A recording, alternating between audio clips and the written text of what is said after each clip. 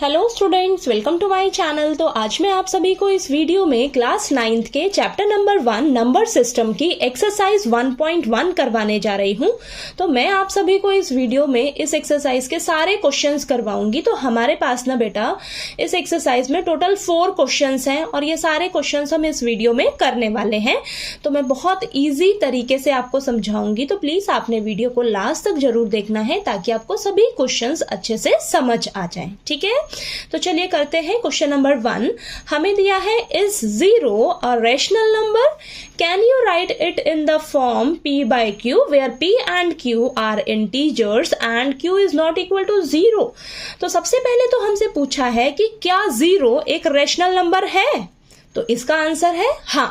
ठीक है, आपका जो 0 है ये रैशनल नंबर है, तो लिखिए yes 0 is a rational number. ठीक है, हमें पता है कि जो हमारे रैशनल नंबर्स होते हैं वो p by q की फॉर्म में होते हैं बेटा। ठीक है, तो 0 ना आपका रैशनल नंबर है। हमसे पूछा है कि क्या आप 0 को p by q की फॉर्म में लिख सकते हो। हमने यहाँ पर बोला कि 0 हमारा रैशनल नंबर है, यानी कि 0 को हम p by q की फॉर्म में ऑब्वियस सी बात है लिख सकते हैं। कैसे, देखिए 0/1 आपको 0 ही मिलने वाला है। 0/2 ये रैशनल नंबर हुआ ना, आपको ये 0 ही मिलेगा। 0/3 आपको 0 ही मिलेगा। ठीक है, नेगेटिव नंबर ले लीजिए नीचे, 0/-1 0 ही मिलने वाला है। 0/-2 आपको 0 ही मिलेगा। ठीक है, कुछ भी ले लीजिए 0 के नीचे, कोई सा भी इंटीजर ले लीजिए, पॉजिटिव लीजिए, नेगेटिव लीजिए, आपको 0 ही मिलने वाला है। ठीक है, तो 0 आपका रैशनल नंबर है, यस, और इसे हम p by q की फॉर्म में लिख सकते हैं। ठीक है, समझ आया। चलिए अब क्वेश्चन नंबर 2 करते हैं। हमें दिया है, find 6 rational numbers between 3 and 4। हमसे बोला है कि 3 और 4 इन दोनों नंबर्स के बीच में हमें 6 रैशनल नंबर्स फाइंड आउट करके बताइए। ठीक है, तो सबसे पहले तो देखिए रैशनल नंबर्स आपके p by q की फॉर्म में होते हैं। ठीक है, तो इन दोनों नंबर्स को ना आप p by q की फॉर्म में लिख लीजिए। सबसे पहले तो देखिए 3/1 लिख लीजिए और ये 4/1 लिख लीजिए। ठीक है, आपने क्या करना है, हमेशा जब भी आपसे रैशनल नंबर्स पूछे दो नंबर्स के बीच में, आपने देखिए 3 और 4 के बीच में आपको क्या कोई नंबर ऐसे दिख रहे हैं, रैशनल नंबर्स नहीं दिख रहे ना, तो आपने क्या करना है, इसके ना डिनोमिनेटर को बढ़ाने की कोशिश करनी है। ठीक है, आपका अगर डिनोमिनेटर बढ़ जाएगा तो न्यूमरेटर भी बढ़ेगा, ऑब्वियस सी बात है, तो आपको कहीं ना कहीं इनके बीच में रैशनल नंबर्स मिल जाएंगे। फिर हमारे पास ना बेटा याद रखना, किसी भी दो रैशनल नंबर्स के बीच में बहुत सारे रैशनल नंबर्स मिलते हैं आपको। ठीक है, infinite number of rational numbers होते हैं किसी भी दो रैशनल नंबर्स के बीच में। ठीक है, आप देखिए, आप क्या करिए, इसके डिनोमिनेटर को बढ़ा दीजिए। तो मैं क्या कर रही हूँ, इसके डिनोमिनेटर को ना 10 से मल्टीप्लाई कर रही हूँ, तो मुझे न्यूमरेटर को भी 10 से मल्टीप्लाई करने पड़ेगा। ठीक है, 10 से 10 कैंसिल होके आपको 3 ही वापस मिलने वाला है, इसको कोई फर्क नहीं पड़ेगा। ठीक है, हमने डिनोमिनेटर को बढ़ाया है, 10 से मल्टीप्लाई किया तो ऊपर भी मल्टीप्लाई करना पड़ेगा, तो ये कितना हो जाएगा 30/10। इसी तरह सेम इसका डिनोमिनेटर 10 बनाया है तो हमें इसका भी डिनोमिनेटर 10 बनाना पड़ेगा, तो न्यूमरेटर को भी 10 से मल्टीप्लाई करना पड़ेगा, तो ये कितना हो जाएगा 40/10। समझ आया। अब देखिए आपके पास पहले क्या था, 3 और 4 था, अब ये 3 और 4 क्या हो गया 30/10 और 40/10। अब आप इसके बीच में आराम से 6 रैशनल नंबर्स बता सकते हो। ठीक है, तो देखिए क्या हो जाएंगे, 30/10 एंड 40/10 के बीच में 6 रैशनल नंबर्स क्या होंगे आपके, 31/10, 32/10, 33/10, 34/10, 35/10, 36/10, आगे ये 39/10 तक आपको देखिए 9 रैशनल नंबर्स मिल जाएंगे इन दोनों के बीच में। ठीक है, आप यहाँ पर डिनोमिनेटर को कुछ भी नंबर लेके बढ़ा सकते हो, बस आपको उनके बीच में ना 6 रैशनल नंबर्स मिलने चाहिए। ठीक है, आप इसको देखिए इस तरीके से भी कर सकते हो, देखो। और आपको कितने पूछे हैं रेशनल नंबर? 6 रेशनल नंबर्स पूछे हैं, ठीक है, 6 रेशनल नंबर्स पूछे हैं ना। आपने क्या करना है, 6 में ना एक ऐड कर देना है। 6 में 1 ऐड करोगे तो कितना हो जाएगा? 7 हो जाएगा, ठीक है, 7 हो गया ना। तो आपने क्या करना है, देखिए लिखिए 3/1, 4/1। तो आप इसके डिनोमिनेटर को 7 से मल्टीप्लाई कर दीजिए अब, ठीक है। ये 7 कैसे आया मेरा? 7 मेरा ऐसे आया, 6 + 1 7। मुझसे 6 रेशनल नंबर्स पूछे हैं ना, 6 रेशनल नंबर्स पूछे हैं, तो 6 + 1 कर दीजिए, आपके पास 7 आ जाएगा। तो 7 को हम क्या करेंगे, डिनोमिनेटर और न्यूमरेटर से मल्टीप्लाई कर देंगे, तो हमारे पास आ जाएगा यहाँ पर 21/7। सेम यही प्रोसीजर हम इसके साथ भी करेंगे, ठीक है। तो ऊपर नीचे 7 से मल्टीप्लाई किया तो ये आ जाएगा 28/7। अब यहाँ पर हम 21/7 एंड 28/7 के बीच में रेशनल नंबर्स हम इजीली 6 तो बता ही पाएंगे, ठीक है। तो क्या हो जाएगा, 22/7, 23/7, 24/7, 25/7, 26/7, 27/7, ठीक है। ठीक, आपको देखिए 6 रेशनल नंबर्स आराम से मिल गए ना, ठीक है।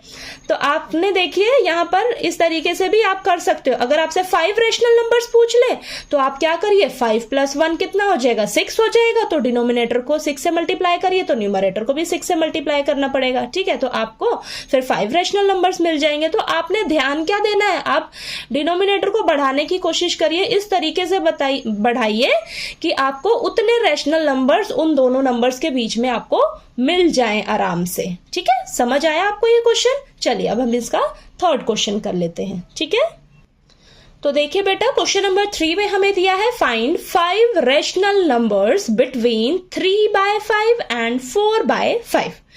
तो आपसे यहां पर क्या पूछा है, इन दोनों नंबर्स के बीच में हमें 5 रेशनल नंबर्स फाइंड आउट करके बताइए, ठीक है। तो चलिए लिख लेते हैं, 3/5 और 4/5, इनके बीच में हमें 5 रेशनल नंबर्स बताने हैं, ठीक है। अब यहां पर देखिए ये रेशनल नंबर की ही फॉर्म में है, p/q की फॉर्म में है ना, है। लेकिन हमें ना इन दोनों के बीच में 5 रेशनल नंबर्स मालूम नहीं पड़ रहे, ठीक है। क्योंकि देखिए डिनोमिनेटर इसका देखिए 3/5 और 4/5 है, ठीक है। इसके बीच में हमें 5 रेशनल नंबर्स नहीं मालूम पड़ रहे हैं। तो हम क्या करेंगे ना, डिनोमिनेटर को थोड़ा और बढ़ाने का कोशिश करेंगे, ठीक है। डिनोमिनेटर को और बढ़ाइए ताकि आपको इसके इन दोनों के बीच में रेशनल नंबर्स 5 मिल सके। अभी तो हमें 5 रेशनल नंबर्स नहीं मिल पा रहे, ठीक है। तो देखिए हम क्या करेंगे, बस वही प्रोसीजर करना है आपने। डिनोमिनेटर को बढ़ाइए, मैं 10 से मल्टीप्लाई कर रही हूं तो न्यूमरेटर को भी 10 से मल्टीप्लाई कर देना होगा। सेम यहीं पर इसके साथ भी करिए, 10 से मल्टीप्लाई कर रही हूं तो ऊपर भी 10 से मल्टीप्लाई करना होगा। तो यहां पर क्या आ जाएगा, 30/50, और यहां क्या आ जाएगा, 40/50, ठीक है। ये आ गया आपके पास। अब क्या इन दोनों के बीच में आप आराम से 5 रेशनल नंबर्स बता सकते हो ना? हाँ बता सकते हैं ना, ठीक है। तो लिखते हैं 30/50 एंड 40/50, ठीक है। इसके बीच में 5 रेशनल नंबर्स क्या हो जाएंगे आपके पास, 31/50, 32/50, 33/50, 34/50, 35/50, ठीक है। आगे भी कर लीजिए 36/60, ठीक है। इन दोनों के बीच में आप 9 रेशनल नंबर्स तो आराम से बता सकते हो, ठीक है। यहां से देखिए आपको दिख रहा है ना, यहाँ पे आप रेशनल नंबर्स मालूम ही नहीं पड़ रहे हैं आपको, ठीक है। तो हमें बस क्या करना है, डिनोमिनेटर को थोड़ा सा बढ़ा लेना है, ठीक है। इतना बढ़ाइए कि आपको उतने रेशनल नंबर्स जितने पूछे हैं उतने आपको मिल जाएं, ठीक है। समझ आया आपको ये क्वेश्चन नंबर 3? चलिए अब इसका क्वेश्चन नंबर 4 कर लेते हैं, ओके। अब लास्ट क्वेश्चन नंबर 4 में हमें दिया है state whether the following statements are true और false, give reasons for your answers. तो देखिए बेटा, आपको क्वेश्चन नंबर 4 में ना ये 3 स्टेटमेंट्स दे रखी हैं। हमें बताना है कि क्या ये स्टेटमेंट्स ट्रू है या फॉल्स है। अगर ट्रू है तो क्यों है, फॉल्स है तो क्यों है। हमें अपने आंसर का रीजन भी देना है, ठीक है। तो चलिए करते हैं। फर्स्ट स्टेटमेंट में हमें दिया है every natural number is a whole number. क्या सभी नेचुरल नंबर्स होल नंबर्स हैं? स्टेटमेंट कहती है क्या सभी नेचुरल नंबर्स हमारे होल नंबर्स होते हैं? हाँ होते हैं ना बेटा। नेचुरल नंबर आपको पता ही है 1 से शुरू होते हैं, 1 2 3 4 5 6 7। देखिए ये सभी आपके नेचुरल नंबर्स हैं, इन्फिनिटी तक जाएंगे। होल नंबर्स आपके देखिए 0 1 2 3 4 5 6, ये भी इन्फिनिटी तक जाएंगे। तो इन होल नंबर्स में ये सभी नेचुरल नंबर्स आ गए ना आपके, देखिए सभी नेचुरल नंबर्स आ गए इसके अंदर। तो ये सारे नेचुरल नंबर्स जो हैं आपके होल नंबर्स हैं, ठीक है। सभी नेचुरल नंबर्स आपके होल नंबर्स हैं बेटा, ठीक है। तो ये जो स्टेटमेंट है ये हमारी करेक्ट स्टेटमेंट है, ट्रू है ये, ठीक है। तो यहां पर हम लिख देंगे true since the collection of whole numbers since the collection of whole numbers contains all natural numbers। आपके whole numbers में सारे natural numbers आते हैं ना। तो ये हमारे सभी natural numbers whole numbers हैं बेटा, ठीक है। ये ट्रू है स्टेटमेंट, ओके।